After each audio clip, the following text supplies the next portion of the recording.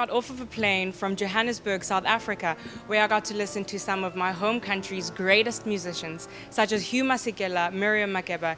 But I'm definitely excited to see what the Bennie Maupin Ensemble has in store for all of us here tonight at the Blue Whale in downtown Los Angeles. I'm not an expert on jazz, but I thought this was very magical. And out of all the players, who did you think was the best? Tough question. It's a tough question, and one that I generally don't answer, because it's a sound that happens individually, and then it's a sound that happens together.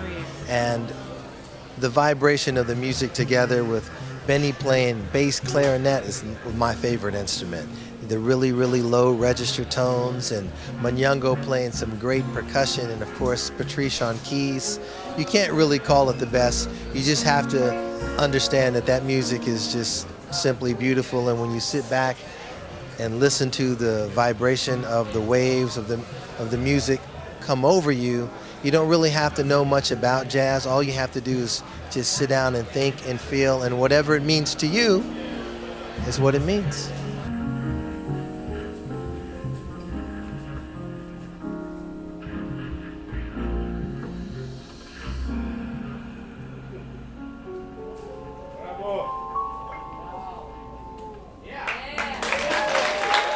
It's great if you can have an ensemble that remains intact. And the ensemble that I have, the Bennie Maupin Ensemble, actually played together pretty close to 10, 12 years with the same individuals, with Michael Steffens playing drums, Manyongo Jackson on percussion, and Darek Oles playing bass. When I started, my focus was primarily on group improvisation, and we developed our language as an ensemble from that perspective. I like approaching it without an agenda, to just allow the language of the individuals involved to be the focus. And with the ensemble, I can do that.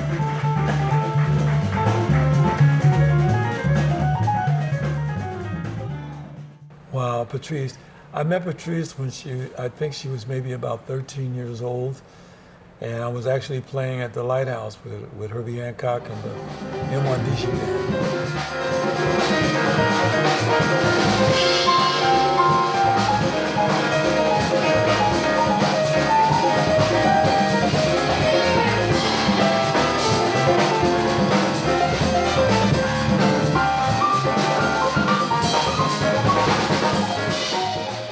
I saw this young girl standing at the door one night, coming in the door, and she was very small, and she still is. She's fairly short, and it was her father and her.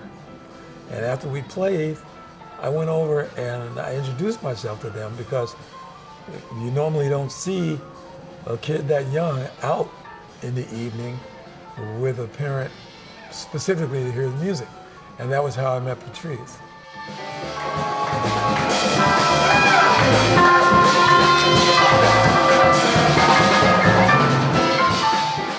I met Bennie when I was in my teens. I knew of his work, but we met when I was in high school, and I used to go sneak in the Lighthouse out in Hermosa Beach. Yeah. And he was playing with Herbie Hancock, and that was the M1DC band. Yeah. And we met then, and stayed in touch ever since then. And I think later when he moved out, we live in the same part of the city. And when he moved out there, we could just keep running into each other all the time. So.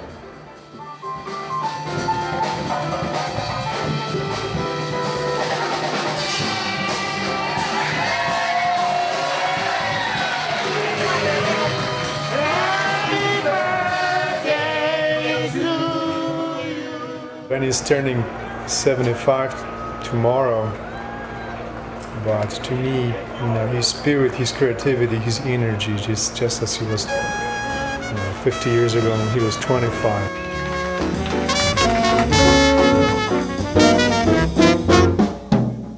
Not long ago, I discovered this one album of Bennie playing with Freddie Hubbard's quintet in 1967. It's a long time ago, and you listen to it, and it's Bennie Maupin. He had his sound, his style, That's right. everything already in 1967.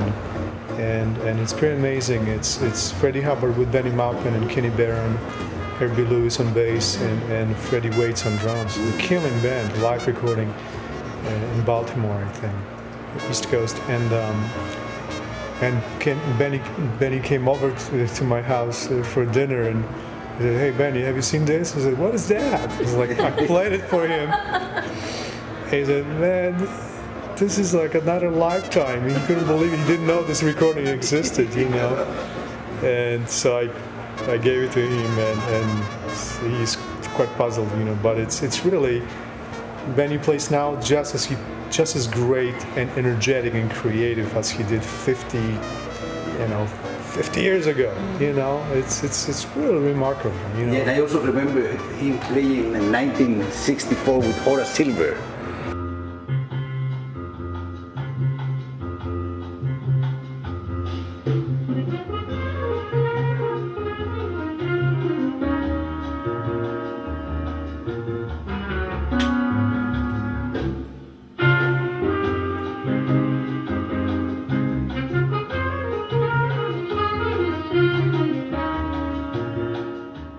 There's something on YouTube that you can see with with Horace Silver and Bill Harman. Ooh, and Bennie was like. The cobham of drums. Yes. Yes. John B. Williams. Yes.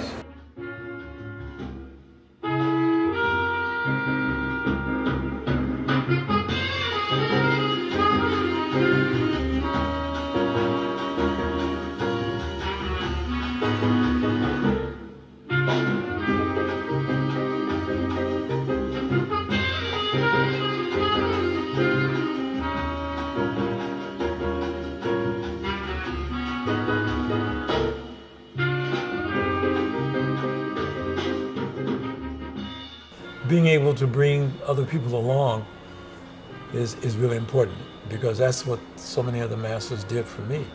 They just called me up and said, "Hey, would you come and do this with me?" You know, I was shocked to death when Sonny Rollins called me up and said, "I've got a gig and I'd like for you to come and help me out." That's kind of how he talks. I said, "Sonny, for real?" He said, "Yeah."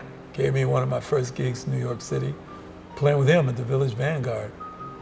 You know, of course it was trial by fire. I didn't know where he was going to go half the time, but the whole purpose was to give me self-confidence and to give me that opportunity to benefit from his experience. He gave it to me. He was totally unselfish. Another fantastic night here at the Blue Well, celebrating the great Bennie Maupin, 75 years old, playing like he's 25 years old, man. Absolutely incredible. Lots of great guests. The music was fantastic, rich, steeped in that soul sound and that beautiful piece that Bennie Maupin always presents. I was actually in the crowd tonight, and the energy and the vibe that the band created for the audience definitely left all of us wanting more. But this is Plaza Noir, and I'm Lorraine Ingling with...